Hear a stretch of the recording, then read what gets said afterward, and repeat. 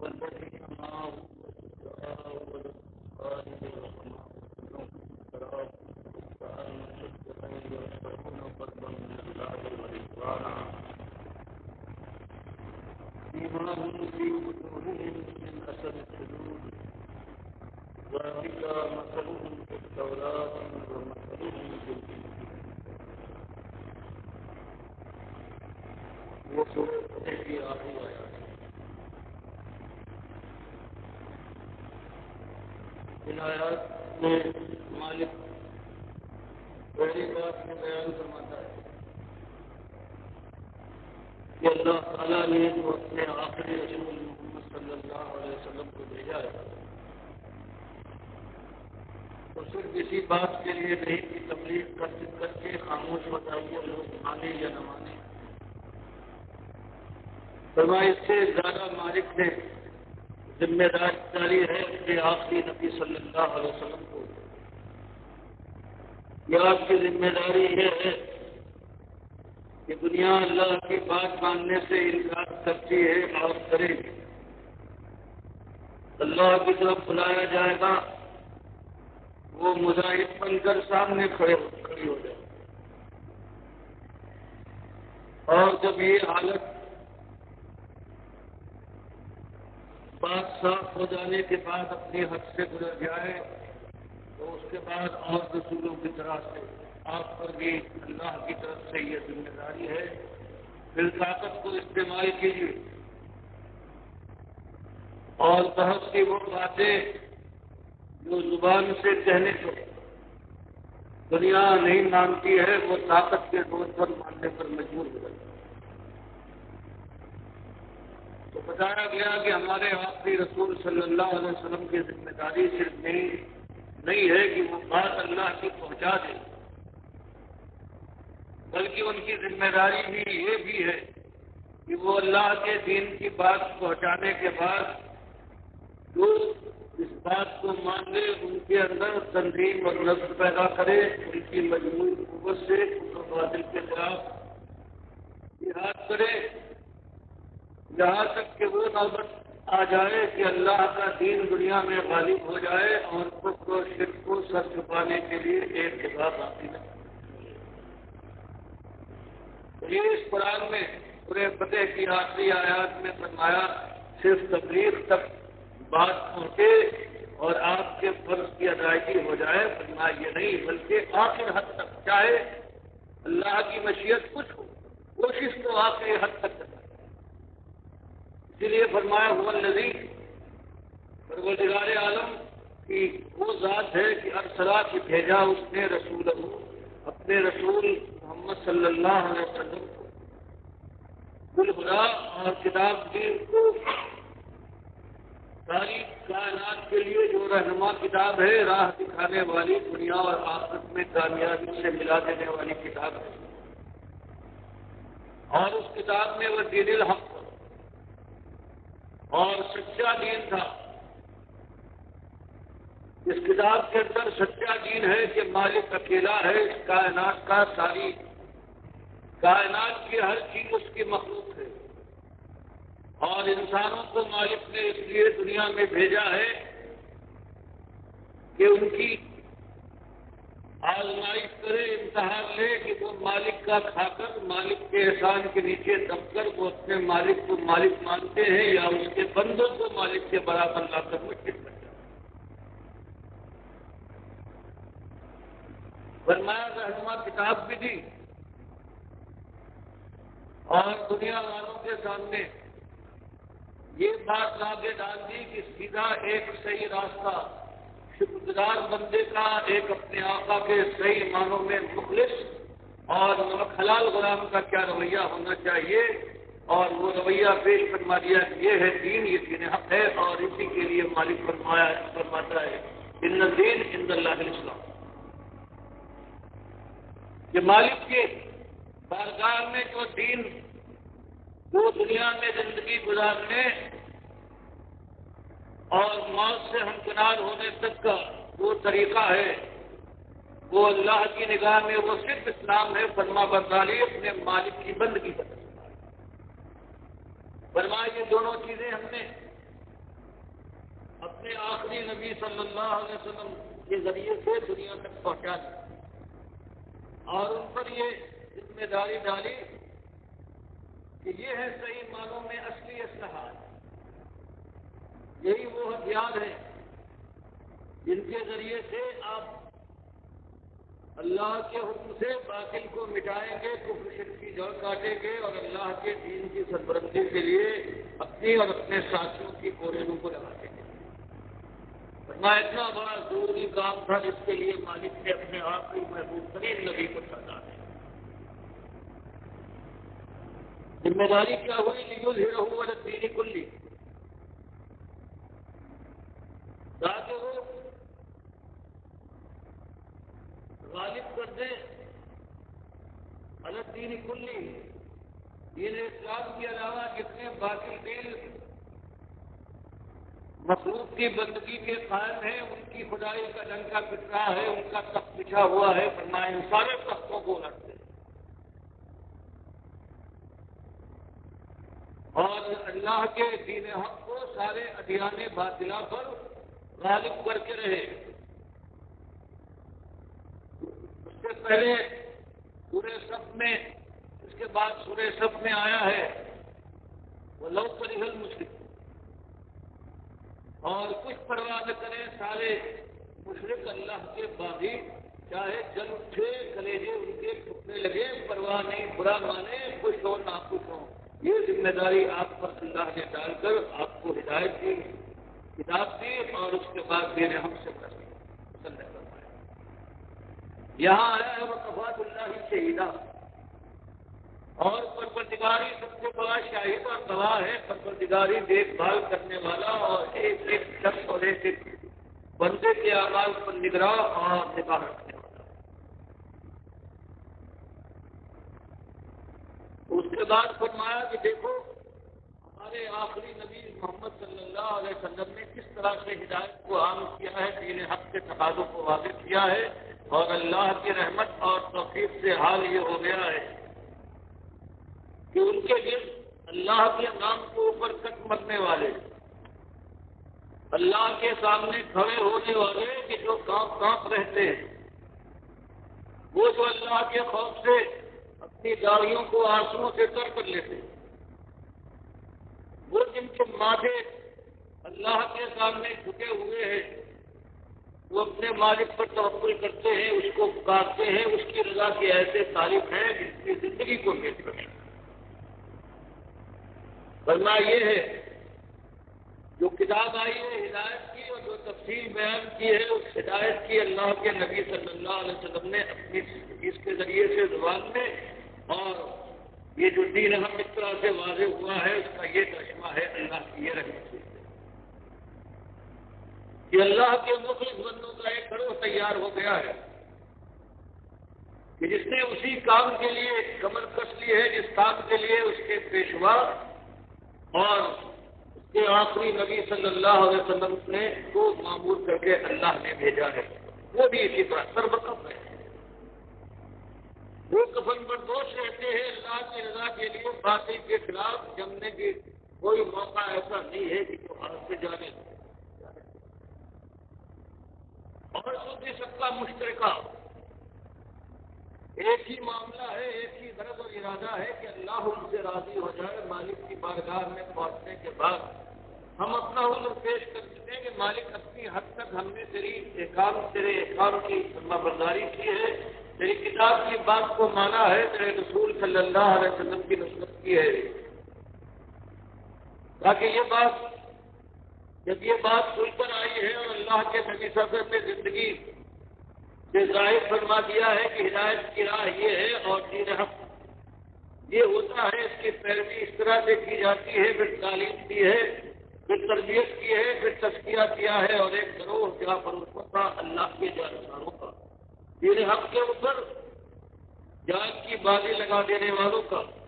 اب تیار فرما لیا گیا ہے، اور ایک مشترک چیز ان کے اندر یہ ہے کہ ایمان مشترک ہے، اللہ کی رضا کے سارے تعلیم ہے۔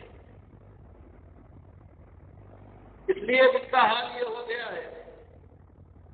کہ محمد رسول اللہ خود محمد صلی اللہ علیہ وسلم جو اللہ کے رسول ہیں،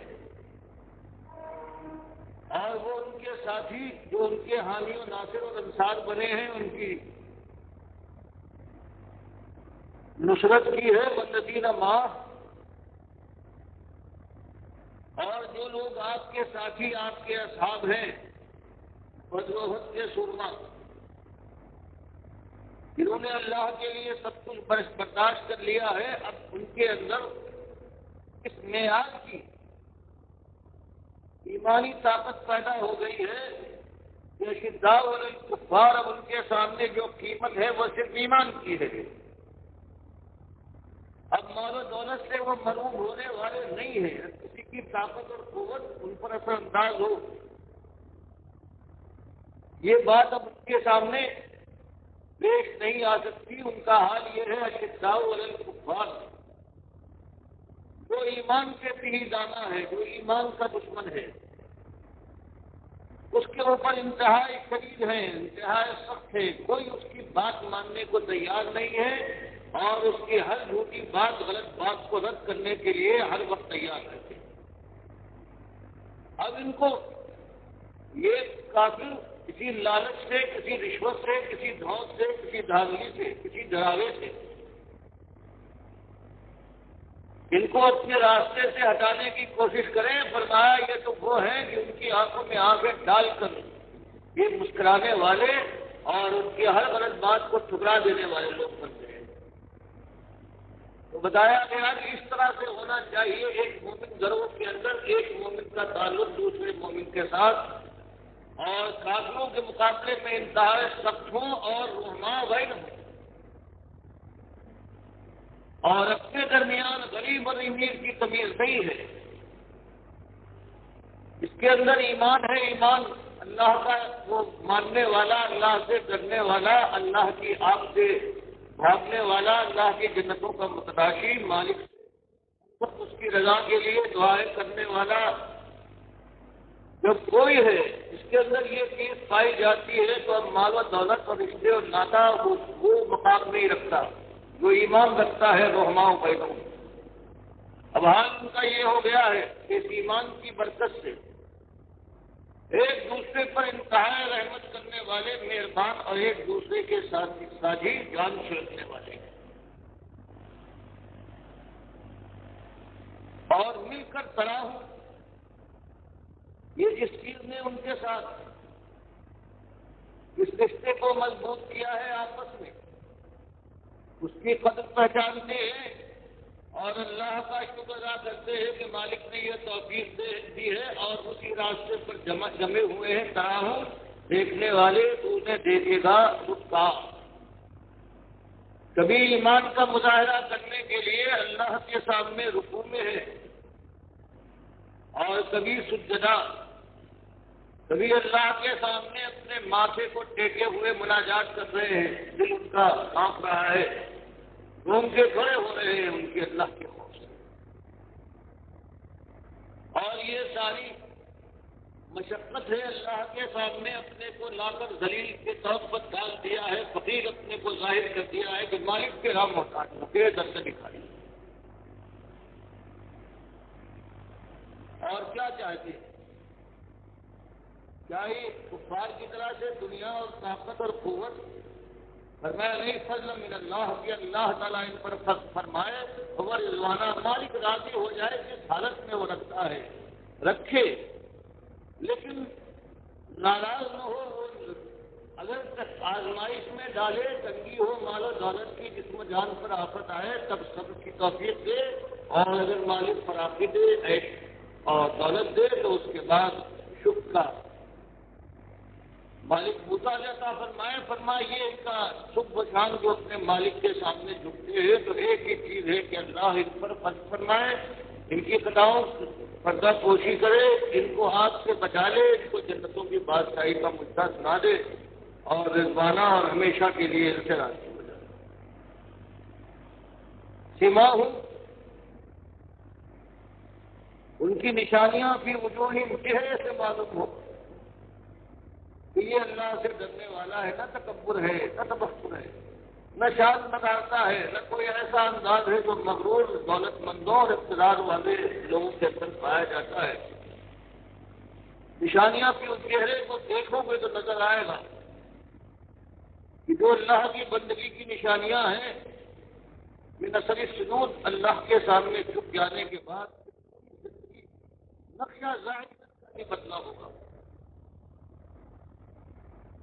اور یہ وہ لوگ ہیں کہ مثل ہو فی التوراۃ،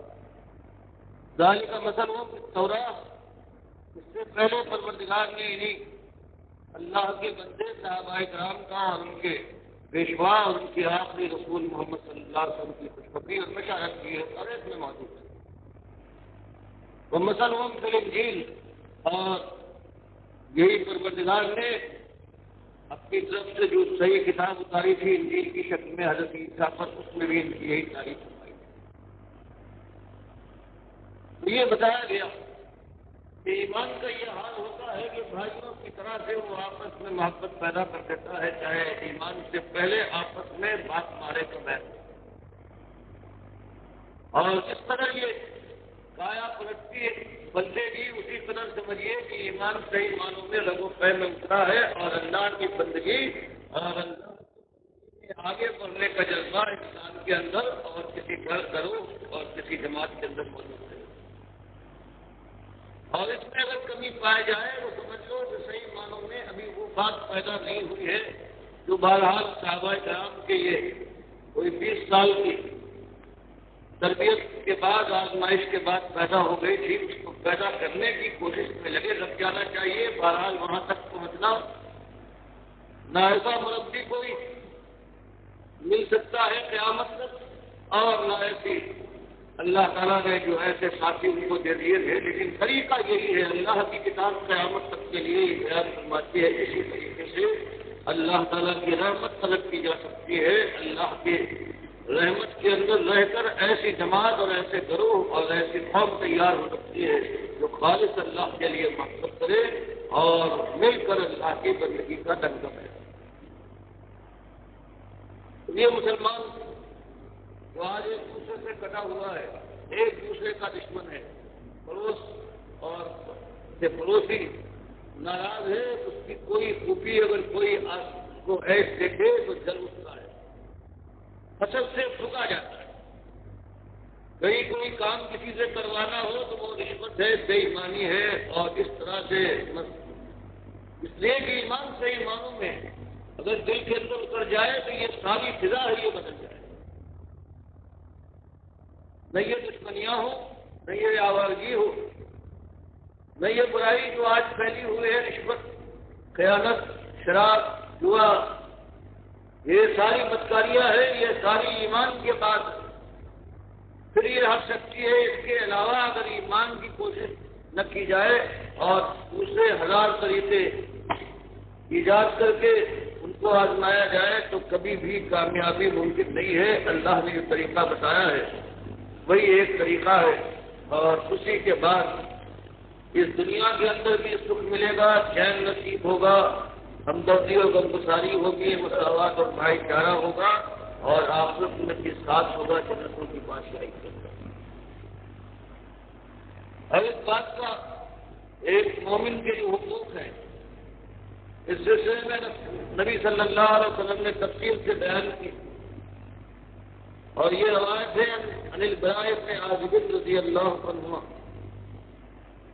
قال امرنا رسول اللہ صلی اللہ علیہ وسلم بالسبع ونہانا عن سبع،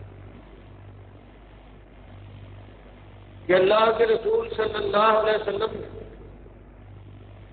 ہمیں حکم دیا ہے آپس میں 7 باتوں کا، کہ تمہارے درمیان مومنوں ایمان کا تمہارا رشتہ ہے. 7 باتوں کا حکم دیا ہے اور ہمیں 7 باتوں سے منع فرمایا. یہ بخاری اور مسلم کی حدیث ہے. فرمایا جن چیزوں سے منع فرمایا ہے وہ بھی غور و فکر کے لائق ہیں، اور جن کا ذکر فرمایا ہے اور حکم دیا ہے کہ اس پر عمل پیرا ہو. فرمایا ہمارا آپ نے ہمیں حکم دیا ہے مسلمانوں کو کہ تمہارے بھائی اگر کبھی بیمار ہو جائے تمہیں خبر ہو جائے کہ عیادت المریض، کوئی ایماندار تمہیں معلوم ہو جائے تمہارے بچوں کو بیمار ہے تو ہمدردی کا تقاضا اور ایمان کا تقاضا یہ ہے کہ اس سے پاس جا کے اس کی عادت کرو، حال پوچھو، کوئی ضرورت ہو، کوئی مدد کر سکتے ہو مدد کرو، اس کو اس کی ہمت بناؤ اور اس کے گھر والوں کو بھی اپنے ساتھ ملا کر اور خوش کرنے کی کوشش کرو۔ یہ تمہارا حق ہے، گویا تمہارے ساتھ سارے مسلمان جو ہے وہ ایک کنبہ اور ایک جماعت ہے۔ فرمایا اور بہرحال موت لکھی ہوئی ہے، وہ اتباع جنازت ہے، اور اگر تمہارے کسی بھائی کا، مومن بھائی کا وقت پورا ہو گیا ہو، وفات پا جائے اور جنازہ اس کا اٹھے تو جنازے میں ساتھ جانا ہے، یہ بھی بات کی نشانی ہے کہ وہ تمہارا بھائی تھا، بھائی کے ساتھ بھائیوں کا ایسا سلوک کر رہے ہو۔ اور یاد رکھیے یہ نہانا کے معنی یہی ہے کہ ہم کو منع فرمایا ہے 7 باتوں سے، اور 7 باتوں کا جو حکم دیا ہے اس سے مراد مومن ضرور ہے۔ فرمایا تیسری بات جس کا آپ نے حکم دیا ہے وہ تشمیت العابس، کہ کسی کو چھینک آتی ہے اور وہ اگر الحمدللہ کہتا ہے، اور اسے کہنا چاہیے الحمدللہ علی کل حال، تو دوسرا مومن جو ہے وہ سننے کے بعد اس کی ہمدردی میں وہ کہے الحمدللہ، کہ اللہ تعالیٰ تم پر رحمت کرتا ہے۔ اور یہی حال نبی صلی اللہ علیہ وسلم کا تھا کہ ایک صاحب آپ کے پاس بیٹھے ہوئے تھے، ان کی چھینک آئی، آپ نے یہ الحمدللہ کہا، انہوں نے الحمدللہ کہا، آپ نے اس کا جواب دیا۔ دوسرے صاحب کو بھی چھینک آئی اور کوئی انتظار میں ہے کہ اللہ کے نبی صلی اللہ علیہ وسلم یہ الحمدللہ کہیں گے، لیکن نبی صاحب نے نہیں فرمایا، اور انہوں نے دریافت کیا کہ دیکھیے آپ نے ان کے ساتھ یہ ہمدردی کی کہ اللہ کو ان کے لیے جب چھینک آئی اور انہوں نے دعا کی تو آپ نے یہ الحمدللہ کہا اور میرے چھینک آئی اور آپ نے نہیں کہا۔ تو نبی صاحب نے فرمایا کہ ان کی بات اور ہے کہ جب ان کے چھینک آئی ہے تو انہوں نے الحمدللہ کہا ہے، اور جب تم ٹھیکے ہو تو اس کے بعد ان کو تمہاری زبان سے یہ کلمہ نہیں نکلا، تم میں کیسے اس کے بعد تمہارے تو تم نے اللہ کو یاد نہیں کیا۔ تو اسی طرح سے اللہ کے نبی صاحب کے پاس ایک صاحب تھے، اس کو ایک چھینک آئی، آپ نے الحمدللہ کا، آپ نے بھی ان کے ساتھ تشویش کی، دوسری مرتبہ پھر چھینک آئی، پھر آپ نے تو تیسری مرتبہ جب چھینکے ہیں تب آپ نے یہ کہنے کے بجائے یہ کہا مسکوب، ان کو زکام ہو گیا ہے، یہ اور کوئی بات نہیں۔ یہ بھی چیز ہے کہ ایک صاحب کو زکام ہو گیا ہے، وہ لگاتار چھینک رہے ہیں، تو ہر ایک کے ساتھ یہ بات نہیں کرنا ہے، اور تیسری میں آپ نے یہ اور کہنا ہے الحمدللہ۔ حضرت عبداللہ ابن عمر کے پاس رضی اللہ تعالیٰ عنہما ایک صاحب بیٹھے ہوئے تھے، ان کو چھینک آئی، وہ چھینکے ہیں، انہوں نے کہا الحمدللہ والسلام علی رسول اللہ، کہ الحمدللہ اور سلامتی ہو اللہ کے رسول صلی اللہ علیہ وسلم پر۔ تو عبداللہ ابن عمر نے کہا کہ اور بھی تو آگے کہو، والا ابی کا امی کا، اور یہ بھی کہو کہ میرے باپ پر سلامتی ہو اور میری ماں پر۔ تو آواز میں کچھ سختی اور تلخی تھی، اس صاحب نے محسوس کر لیا کہ حضرت اللہ ابن عمر نے اس بات کو برا مانا، تو دریافت کیا کہ شیخ میں نے کیا غلطی کی، آپ نے اس طرح سے کیوں جواب دیا؟ حضرت اللہ ابن عمر نے کہا کہ نبی صلی اللہ علیہ وسلم نے ہم کو سکھایا ہے کہ ہمیں چھینک آئے تو ہم الحمدللہ کہیں، اور ہم سلامتی کی دعا بھی کرتے تھے، ہم یہ تحمید بھی اور یہ اللہ کے نبی صلی اللہ علیہ وسلم کے لیے سلامتی کے دعا ہم موقع پر ہم وہ بھی کرتے ہیں، لیکن اس موقع پر اللہ کے نبی صلی اللہ علیہ وسلم نے ہمیں صرف الحمدللہ کہنے کو کہا ہے، اور والصلاۃ علی رسول اللہ کا یہ نے اپنی طرف سے یہ ٹکڑا جوڑ دیا ہے۔ وہ اس طرح سے حضرت عبداللہ ابن عمر کوئی بات اگر چاہے دیکھنے میں اچھی ہو، لیکن اگر کوئی پڑھاتا ہے تو اس کو بدعت کہہ کے ناراض ہوتے ہیں اور ہوتے ہیں۔ آج ایسی کتنی باتیں ہیں، نماز سے پہلے بھی کیا ہو رہا ہے، اذان سے پہلے اور اذان کے بعد بھی۔ اب تو یہ سننے میں آیا ہے کہ لا الہ الا اللہ پر نہیں، اللہ اکبر اللہ اکبر لا الہ الا اللہ پر اب نہیں کرتے، بلکہ بازار میں یہ بھی اضافہ ہوا ہے اللہ اکبر لا الہ الا اللہ محمد رسول اللہ۔ تو یہ اگر مسلمان اگر اس بات کو دیکھیں کہ صحابہ کرام کا کیا انداز تھا، یہی اذان ہے 1400 برس سے ایک ہی انداز پر آ رہی ہے، صحیح انداز پر اب کچھ دنوں سے یہ حال ہو گیا ہے کہ نماز کے اذان سے پہلے سلام اور درود پڑھا جا رہا ہے، اور اس کے بعد اذان میں یہ اضافہ ہو گیا ہے کہ لا الہ الا اللہ کے بعد محمد رسول اللہ بھی پڑھا دیا جا رہا ہے۔ گویا یہ بتایا جا رہا ہے کہ اللہ کے نبی صلی اللہ علیہ وسلم نے پوری بات نہیں بتائی، یا بات بتائی تو تھی لیکن مکمل خوبی کے ساتھ جو ہم نے دریافت کی ہے یا ہمارے علماء نے معلوم کی ہے وہ خوبی اس میں نہیں تھی۔ اس طرح سے اللہ کے نبی صلی اللہ علیہ وسلم اور صحابہ کے علم کی کمی کی طرف یہ اضافہ ہوا ہے، اور یہ بدعت ہے جو بڑھتی جا رہی ہے۔ ہر چیز میں ایک نئی بات نکل رہی ہے۔ یہ نماز اور اذان تک کے اندر یہ ہو گیا ہے، امت کا جب عقیدہ بدل جائے، بگڑ جائے، جب کفر کے عقیدے کے اندر داخل ہو جائے تو اس بات کا خیال ہونا کہ اذان کیا، اذان نے فرق کر دیا، یہ نماز میں تبدیلی لے آئے۔ تیسری چیز یہ ہے اور چوتھی یہ کہ ابراز المقسم، کہ اگر کوئی کسی بات صحیح بات پر ہے، کوئی باطل بات نہیں ہے، گناہ کی بات نہیں ہے، کسی نے کوئی بات قسم کھا لی ہے لیکن ہم کو قسم پوری نہیں ہوتی، کسی سے اس نے کہا میں تمہاری مدد کروں گا، اللہ گواہ ہے تم کو اتنے دولت اتنا پیسہ دوں گا، اب وہ مجبور ہو گیا ہے، کوئی آفت آگے نہیں دے سکتا، وہ آپ کی قسم میں جھوٹا ہو رہا ہے تو بتایا گیا تمہارا بھائی ہے، جیسے تم اپنی قسم پوری نہ کر پاؤ، تمہارے دل کے اوپر کیسا غم کھاتا ہے، وہ تمہارا بھائی ہے، اس طرح تم اپنی قسم کو پورا کرنے کے لیے جسم کرتے ہو، اپنے بھائی کی قسم کے لیے بھی یہی تمہارا انداز ہونا چاہیے۔ اگر تم مدد کر سکتے ہو کسی طرح سے اس کے مدد کو، تاکہ وہ اپنی قسم میں وہ حادث ہو کر جھوٹا کرے، ورنہ یہ بھی مسلمان کا حق ہے۔ اور وہ نسل مظلوم اور کیا ہمیں اس کے اوپر ظلم کسی کا حق مانا جا رہا ہو، چاہے وہ کوئی ہو حق ماننے والا، تمہارا دوست ہو، تمہارا بھائی ہو، تمہارا باپ ہو، تمہارا بھائی، تو تم مظلوم کی اس پر جس کا حق مانا جا رہا ہے، جو مظلوم ہے اس کی تم مدد کرو گے اور نہ رشتے کا خیال کرو گے نہ کرو گے۔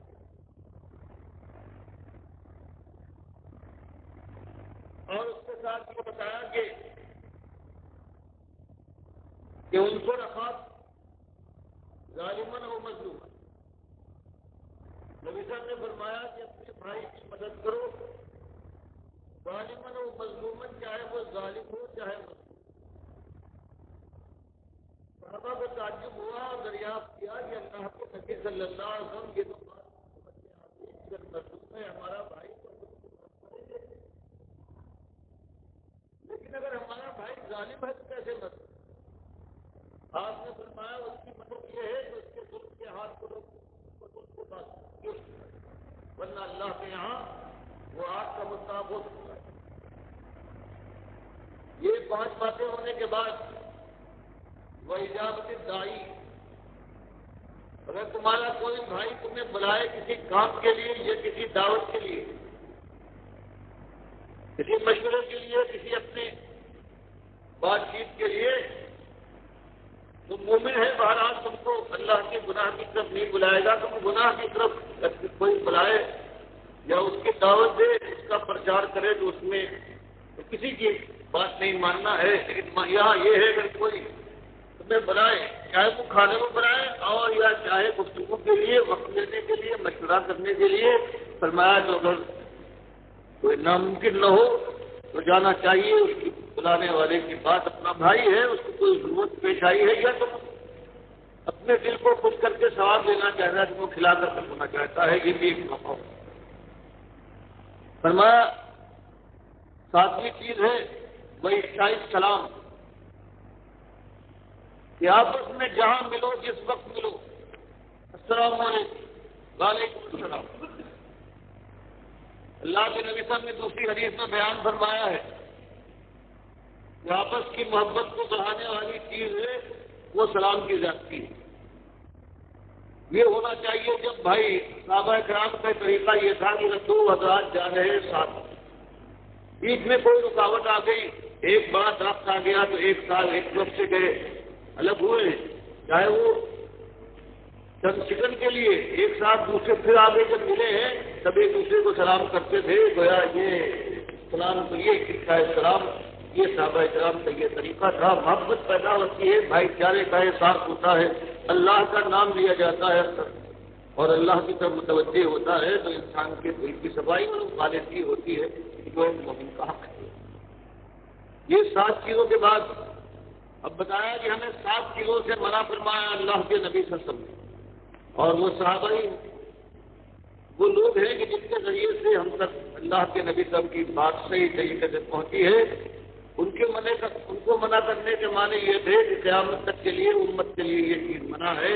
اور اس چیز کو وہ اختیار نہیں کر سکتے۔ تو میں پہلی چیز یہ ہے ان خواتین اوقات۔ اس حدیث میں راوی نے یہ بھی کہا کہ انگوٹھیاں ہوں، یا یہ کہا کہ تختم بالذہب، آپ نے سونے کے لیے انگوٹھی مرد کے پہننے کے لیے آپ نے جو قرار دیا، منع فرمایا کہ یہ نہیں پہن سکتا، ایک مرد سونے کی انگوٹھی نہیں پہنے اگر وہ مومن ہے۔ اور دوسری چیز یہ کہ اللہ نے اگر اس کو مال و دولت دیا ہے تو شان میں دکھائے ان شرب بالفضہ، کہ جو کافر اور مشرک تھے اپنی شان دکھانے کے لیے مالدار تھے تو چاندی کے برتن ان کے یہاں ہوا کرتے تھے، ان میں وہ کھاتے تھے، وہ ظاہر کرتے تھے کہ ہمارا یہ حال ہے، یہ کھا ہے، اور اس طرح سے فخر اور ناز اور غرور اور تکبر کا مظاہرہ کرتے تھے۔ تو نبی صاحب نے منع فرما دیا کہ اگر اللہ تعالیٰ تمہیں دولت دیتا ہے تو یہ قیود ہے، شان اور تکبر کی چیز اختیار نہ کرنا، اور منع فرمایا کہ ہم پیے بالفضہ، کہ ہم چاندی کے پیالے برتن کو پانی پیے یا استعمال کریں اس کو کسی صورت سے۔ اور تیسری چیز یہ ہے ان میاسر میسر کہتے ہیں وہ ریشمی کپڑا جس کے اندر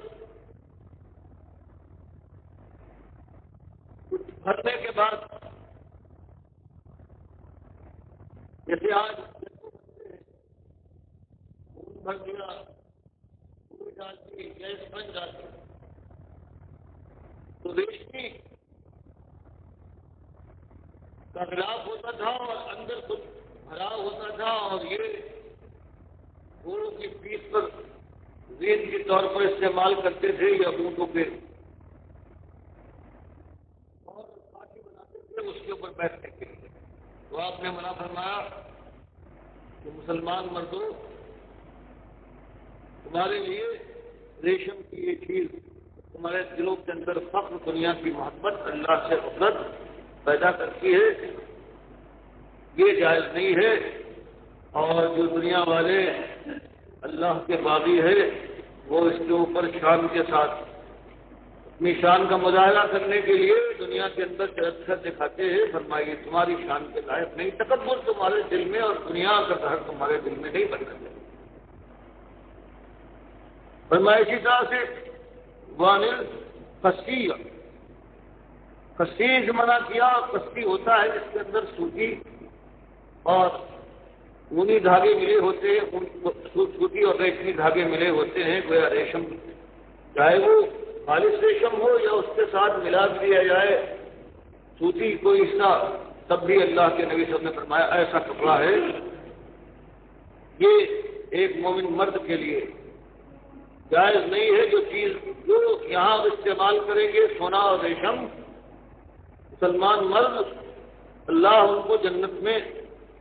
یہ نہ دے گا، مراد یہ ہے کہ وہ جنت میں مشکل ہی سے جا سکے۔ اور وان لبس الحریر والاستبرق والدیباج، اور آپ نے منع فرمایا کہ ریشمی کپڑا بھی کوئی نہیں پہن سکتا، چاہے معمولی کوئی ریشم ہو، استبرق ہو یعنی موٹے ریشم کا کوئی کپڑا ہو، یا دیباج ہو ہلکی ریشم کا کوئی کپڑا ہو،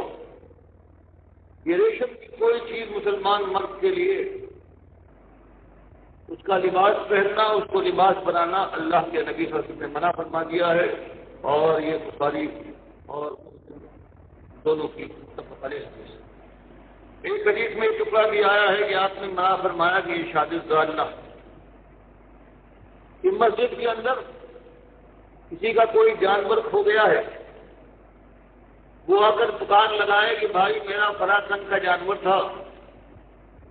یہ میرا اونٹ ہے، میری بکری، میری بھیڑ یہ گم ہو گئی ہے، تم نے کہیں دیکھا ہو تو بھائیوں بتاؤ۔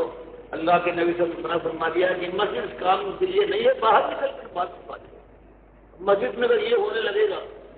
تو خالص دنیا داری اس کے اندر گھر کی طرح سے آ جائے، بازار کی طرح سے آ جائے گی۔ تو یہ ایک روایت میں یہ بھی ہے، سات چیزوں میں یہ آپ نے فرمایا ہے، یہ آپ کے سامنے اس طرح سے زندگی پوری جو ہے اللہ نے فرماتا ہے یا اگر ایمان لائے ہو تو پورے اللہ کی بندگی میں داخل ہو جاؤ، کوئی زندگی کا تمہارا صرف عقیدہ نہیں، عبادات اور عمل نہیں، بلکہ تمہارا رہن سہن، تمہارا لباس، تمہاری زبان کا انداز، تمہارا اٹھنا بیٹھنا، تمہاری محبتیں، تمہاری دوستی اور دشمنی، تمہارا دینا اور لینا، ہر چیز اللہ کے حل میں رکھ جائے۔ اور وہ رنگ وہی ہے جو اللہ کے اپنے رسول صلی اللہ علیہ وسلم کی سیرت سے دنیا والوں کے سامنے لا کر رکھ دیا ہے، یہ ہے، اس کو دیکھو، اور ہر چیز تمہارے سامنے، اس کا عملی نقشہ تمہارے سامنے موجود ہے، اور کوشش کرو کہ اسی راستے پر اس کی پیروی کرنے کے لیے اللہ تمہیں توفیق دے اور آگے بڑھو۔ اللہ مجھے بھی توفیق دے اور